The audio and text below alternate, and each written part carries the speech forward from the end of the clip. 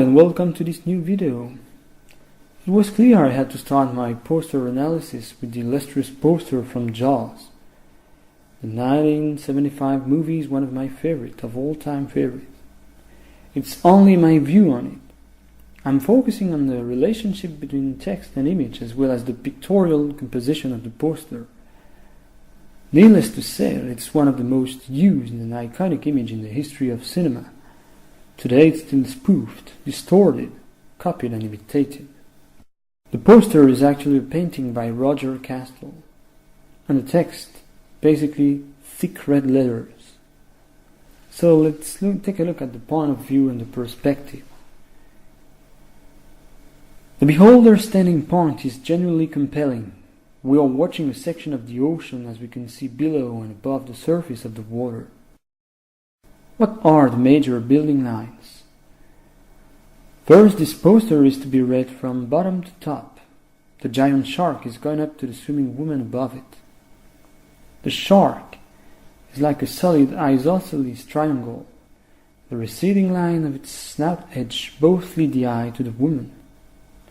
The horizontal line of the surface crosses the two receding lines, so the vanishing point is the woman, whose life is awfully threatened.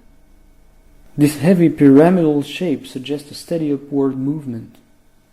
So the movements in the poster are swimming upward for the shark and swimming rightward for the woman. So there is a great cinematographic depiction in the poster. It's all about an imminent victim who's about to be gulped down by the dense shark figure. Composition. I would say that the shark and the woman are on the same level. In the foreground, the sense of depth is rather vertical. The only background is actually the striking white sky. I think this poster is rather geometrically built, with a solid triangle shark figure and a thin surface line likely to be broken by the shark movements. One reads the pictures from bottom to top, as I was saying, and the woman won't have much time. So, if you look closely, the shark will probably bite her legs. The portrait shark is disproportionate as compared to the swimming woman. I mean, look at its size. And the framing doesn't actually show the whole shark. It's too big for the poster, unlike the weak human figure. The woman was actually shot in a studio. She was initially there to take part in an ad, but the artist asked her to pretend swimming on a stool.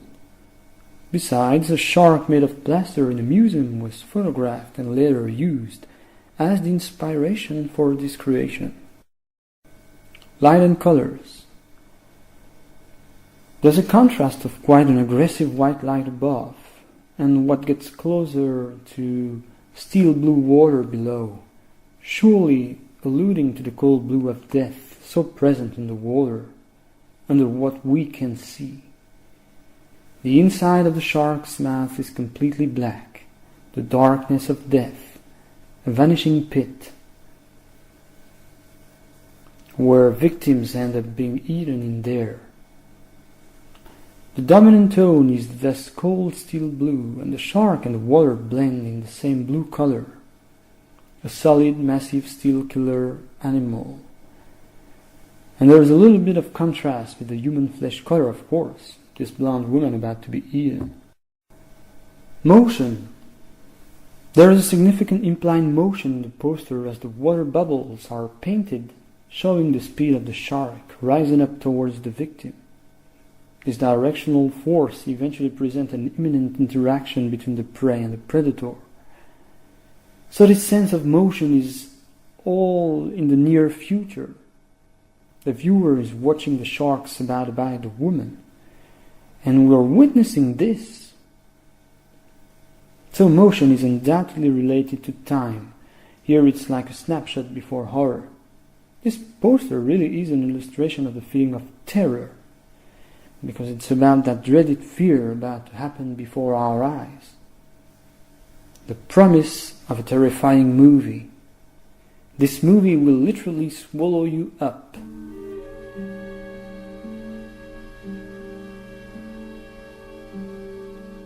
The interplay between text and image now.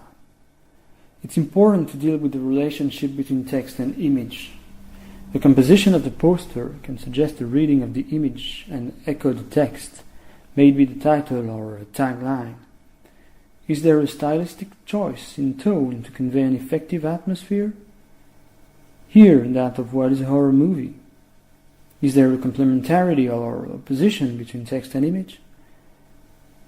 Because the image may illustrate the text, making clear elements that can be left unclear, but it may simplify, reduce, or omit certain elements of the text.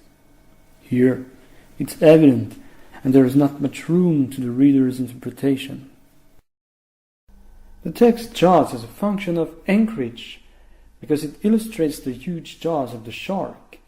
So there is not an ounce of ambiguity in the poster. There is a clear relation of complementarity between text and image. The title is in candy red, a vivid primary color that's complementary to the blue water. I guess this is the most relevant function of the text. Its color. Its color, which also symbolizes blood, danger, and violence. It's become a reference of horror movies, the contrast of killer sharks once, red blood on blue water. It's certain that a text on a poster is used to advertise a movie, here what is considered as the first blockbuster. Indeed, we can see the jaws below. That's why I like to think that the best purpose of the text is the thick red letters. Somehow, the red W letter from the title looks like sharp teeth, so close to the woman's upper body. She will be crushed between these thick letters above and the thick shark below. There is no escaping, no shore on the frame. From a literary point of view, Jaws can be considered as a synecdoche. That is to say, one part of the shark is used to refer to the whole animal. Its most dreaded part, obviously. Finally, this idea was already present in the novel cover.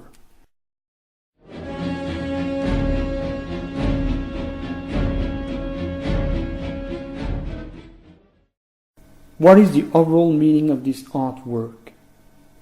The symbolic meaning could be, of course, nature reasserting itself through animals, nature taking over and reminding humans that they are small, vulnerable beings.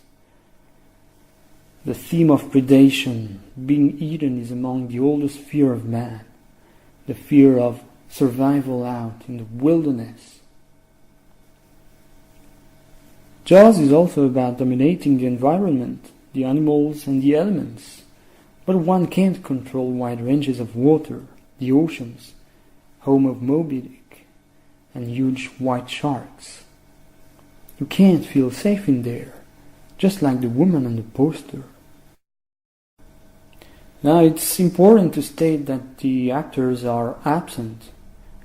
Maybe the woman here is Chrissy from the opening scene, the first victim actually. All in all, this work of art will remain one of the most fascinating in popular culture. Nevertheless, one has to admit that it was harmful to sharks. The animals were pretty soon demonized and massively killed and dreaded. So amidst the myriad of parodies, some clever ones are quite striking and alarming. They've become alarming from the ecological point of view.